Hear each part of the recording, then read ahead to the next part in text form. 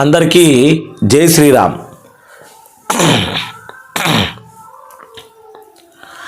అందరికీ జై శ్రీరామ్.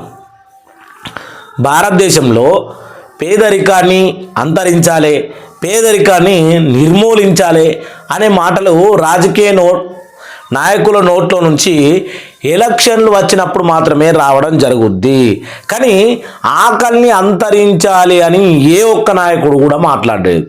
ఎందుకంటే మన భారతదేశంలో ఉన్నటువంటి ప్రతి రాష్ట్రానికి రేషన్ షాపుల్లో బియ్యంతో పాటు నిత్యావసర సరుకులు ఇస్తే పేద బడుగు బలహీన వర్గాలకు ఎంతో భారం తగ్గుతుంది అనే విషయాన్ని ఎన్నో రోజుల నుంచి ఎన్నో సర్వేలు చెప్తా ఉన్నాయి. మనం కూడా మన వీడియోలు చేస్తూనే ఉన్నాము. ఎందుకోసం అంటే నిత్యావసర సరుకులు అంటే మనం ఇంట్లో వండుకునే కూరగాయలు, ఉప్పు, పప్పు, నూనె, చక్కెర వగేరా వీటి మీద మార్కెట్ మాఫియా అనేది విస్తృతంగా మోపైంది. ఏదైనా పండుగ వచ్చిందనుకోండి, ఉగాదో, దీపావళి, దసరా వచ్చిందంటే విపరీతంగా దేని రేట్లు అంటే ఇక అవి చెప్పలేని రేట్లు పెంచేస్తూ ఉన్నారు. ఎందుకంటే దాని గురించి ప్రభుత్వానికి అక్కర్లేదు, ఓన్లీ ఓటు మాత్రమే అక్కర. భారతదేశంలో 80 కోట్ల తెల్ల రేషన్ కార్డులు ఉంటే 80 కోట్ల తెల్ల రేషన్ కార్డులు దాదాపు 2 కోట్ల పైచీలకు జనాభా 3 పూటల అన్నము తినట్లేదు అనేది ఇంటర్నేషనల్ సర్వేలో తేలినటువంటి విషయం. మరి ఇప్పటి వరకు సెంట్రల్ గవర్నమెంట్ ఏదైతే మోడీ సర్కార్ ఉందో, మరి వీళ్ళైనా ప్రతి రాష్ట్రానికి ఏవో కొన్ని ముఖ్యమైన సరుకులు, ఇప్పుడు ముఖ్యంగా నూనె కావచ్చు, గోధుమ పిండి కావచ్చు, ఇంకా చూసుకుంటే మనకు ఏవైనా వాడకంలో ఉన్న పప్పులు కావచ్చు, ఇలాంటి ఒక 4-5 రకాల వస్తువులైనా రేషన్ షాపుల్లో సబ్సిడీ కింద ఇస్తే ప్రజలు ఎంతో బాగుపడతారు.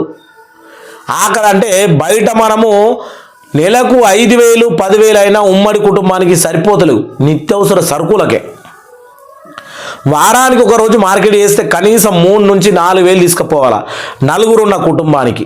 ఇంకా ఎక్కువగా ఉంటే ఇక చెప్పలేం. వారానికి అర్థం చేసుకోర్రి ఎంత బాధపడతా ఉన్నది, ఎంత భారం పడతా ఉన్నది. మళ్ళీ సబ్బు మీద ట్యాక్సీ, అగ్గిపెట్టె మీద ట్యాక్సీ, సరుపు మీద ట్యాక్సీ, నూనె మీద ట్యాక్సీ, ప్రతి దాని మీద central government 15% taxi, state government 15% taxi, 30% tax విభాగానికే పోతా ఉన్నది. ఇంకా పేదోడు ఏడికెళ్ళి, అసలు సమాజం మామూలు ప్రజలు కూడా ఏడికెళ్ళి అన్నాన్ని కడుపునిండా తినగలుగుతారు. ఇది ప్రభుత్వం చెప్పాలి.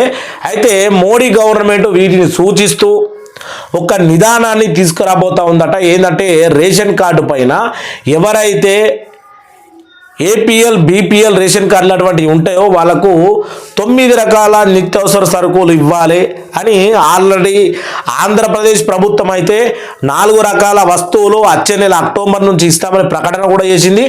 అదే మన పౌర సరఫరాల శాఖ మంత్రి నాదెళ్ల మనోహర్ గారు, తెలంగాణ ఎవరైతే ఈయన పౌర సరఫరాల శాఖ మంత్రి ఉత్తమ్ కుమార్ రెడ్డి ఉత్తుత మాటలైతే చెప్తా ఉన్నాడు, ఇంకా ఎటు లేదు. కానీ మరి మోడీ సర్కార్ ఏమంటా ఉంది, ఒకసారి మోడీ నోటని విందాము, చూద్దాం రండి.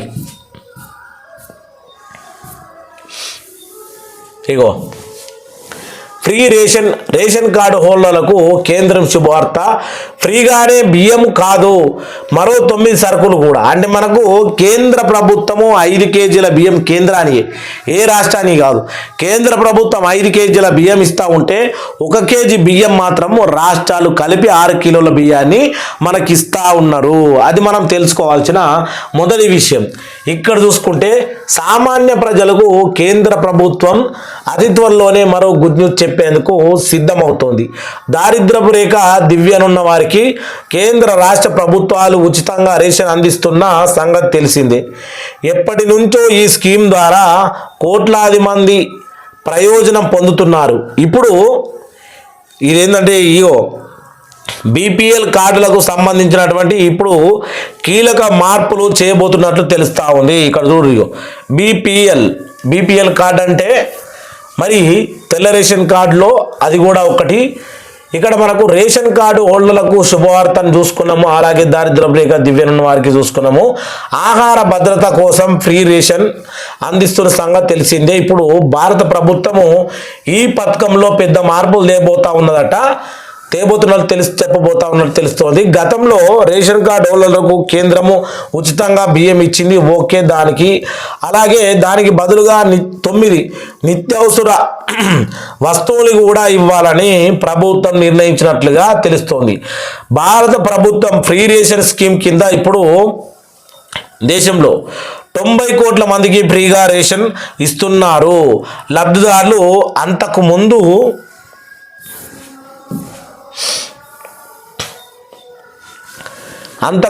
ఇప్పుడు ప్రభుత్వం రేషన్ కార్డుదారులకు బియ్యానికి బదులుగా 9 రకాల అంటే బియ్యం ఇస్తూనా బియ్యాన్ని బంద్ చేసే తెలియదు కానీ 9 రకాల నిత్యావసర సరుకుల్ని ఇవ్వాలని కేంద్రం యోచిస్తున్నట్లు పలు ఆంగ్ల మీడియాలో వస్తున్న వార్తలు.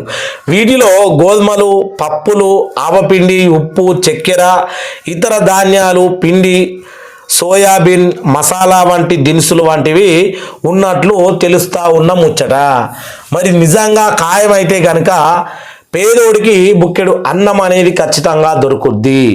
గోధుమ పిండి, ఉప్పులు, నూనె, చక్కెర వీటిలో ఉన్నటువంటి 5-6 రకాల వస్తువుల మీద మరీ విపరీతంగా రేట్లు పెరిగిపోయినాయి అంటే నమ్మరు కదా. ప్రతి ఒక్క మనిషి 3 పూటల అన్నం అయితే తింటా ఉన్నాం. అన్నానికి కావాల్సింది కూరలో గింతంత పిడిగడంత కూరలో మనం వేసుకోవాలంటే ఎన్ని వేలు ఖర్చు పెడతా ఉన్నాం అనేది మీరు ఆలోచన చేయాలి.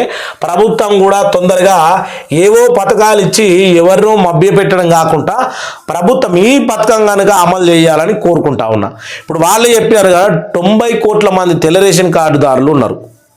90 కోట్లు.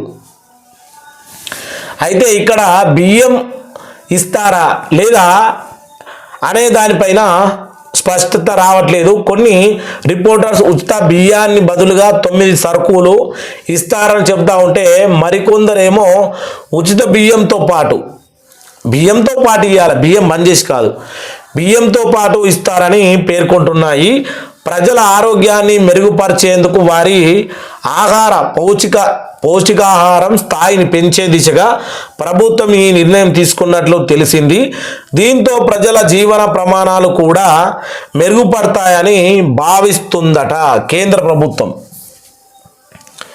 ఇంకా ఇక్కడ లాస్ట్ విషయానికి వస్తే, మీరు రేషన్ కార్డుకు అర్హులై ఉండి ఇప్పటి వరకు కార్డు రాకుంటే రేషన్ కార్డు కోసం దరఖాస్తు చేసుకోవచ్చు. దగ్గరలో ఉన్న ఆహార పౌర సరఫరాల శాఖ ఆఫీస్కి వెళ్ళి లేదా ఫుడ్ డిపార్ట్మెంట్ అఫీషియల్ వెబ్సైట్ నుంచి కూడా అప్లికేషన్ ఫారం డౌన్లోడ్ చేసుకోవచ్చు.